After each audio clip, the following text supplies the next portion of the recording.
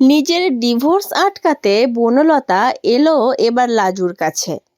পুরোটা জানতে ভিডিওতে লাইক দিয়ে চ্যানেলটা সাবস্ক্রাইব করে দেখতে থাকুন।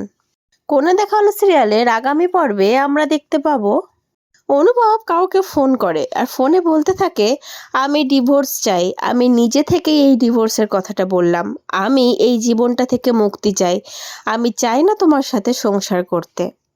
তো বন্ধুরা, তোমরা তো বুঝতেই পারছো অনুভব এই কথাটা কাকে বলতে পারে।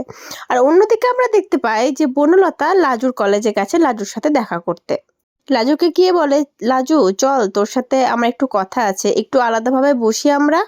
আর লাজু তো আশ্চর্য হয়ে বনলতার দিকে তাকিয়ে থাকে। যে বনলতা তাকে ফাঁসানোর জন্য এত কিছু করছে, সেই আবার লাজুর সাথে কথা বলতে চাইছে। নিশ্চয়ই কোনো গুরুতর একটা ব্যাপার। কিন্তু আমরা তো বরাবরই জানি লাজু খুব দয়ালু একজন। তাকে যে যতই অপমান করুক না কেন, সে একবার ডাকলে লাজু ঠিক ছুটে যাবে। যেরকম বনলতা ডেকেছে আর লাজু ঠিক ছুটে যাবে। কিন্তু বনলতা কি ব্যাপারে কথা বলবে লাজুর সাথে? লাজুকে কি এইটা বলবে যে তোর খিটকেল আমার সাথে সংসার করতে চাইছে না, আমাকে ডিভোর্স দিতে চাইছে, তুই প্লিজ অনুভবকে গিয়ে বল যাতে এই ডিভোর্সটা না দেয়? মানে লাজুকে আবার ব্যবহার করবে বনলতা নিজের মিষ্টি কথা দিয়ে, যাতে তার সাথে অনুভবের ডিভোর্সটা আটকানো যায়। নাকি আবার কোনো উল্টো হুমকি দেবে লাজুকে ফাঁসানোর জন্য?